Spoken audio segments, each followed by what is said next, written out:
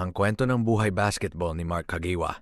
Si Mark Kagiwa ay isa sa pinakasikat at pinakamahalagang manlalaro sa kasaysayan ng PBA.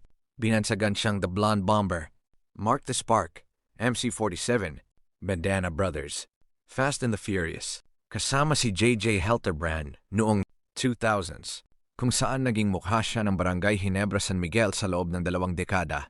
Narito ang mahahalagang yugto ng kanyang buhay at karera.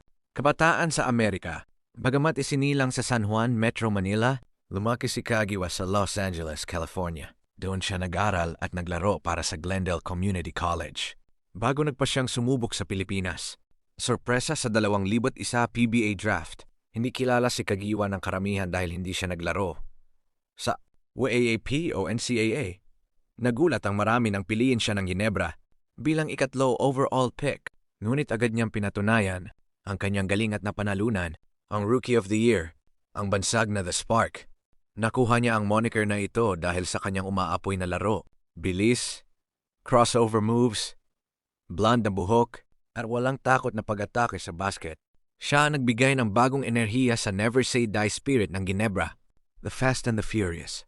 Noong kalagitnaan ng 2000s, binuo nila ni JJ Helterbrand ang isa sa pinakatanyag na backcourt duo sa kasaysayan ng Philippine basketball. Ang kanilang tandem ang nagdala sa Ginebra sa maraming kampyonato at nagpuno sa mga Coliseum, MVP season.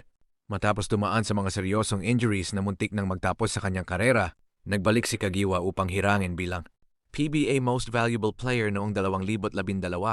Katapatan at agasiya, isa si Kagiwa sa mga bihirang one-team men sa PBA. Nanatili siya sa Ginebra mula noong unang araw ng kanyang karera noong 2001 hanggang sa kanyang pagretiro noong 2022. Nag-iwan siya ng legasiya ng 9 kampyonato, higit sa 10,000 career points, at pwesto sa 40 greatest players in PBA history.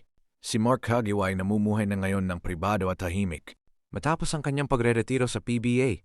Noong 2022, gaya ng kinumpirma ni Coach Tim Cone, pinili ng Ginebra legend na magretiro ng quietly o walang malaking publisidad dahil ayaw niya ng labis na atensyon o grandiosong retirement ceremony.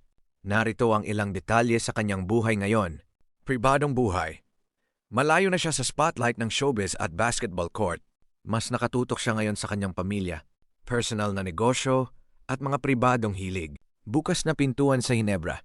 Ayon sa pamunuan ng Barangay Ginebra, nananatiling bukas ang pinto ng koponan para sa kanya kung sakaling naisin niyang bumalik. Bilang bahagi ng coaching staff o pamunuan, parang nga sa legasiya. Bagamat tahimik ang kanyang araw-araw na pamumuhay, patuloy na kinikilala ang kanyang legasiya. Kamakailan lang ay napasama siya sa prestihiyosong listahan ng 50 greatest players sa kasaysayan ng PBA. Para sa mga iba't ibang storya ng sports, mag-follow lamang kay 2K Mod Sports. Maraming salamat sa panunood.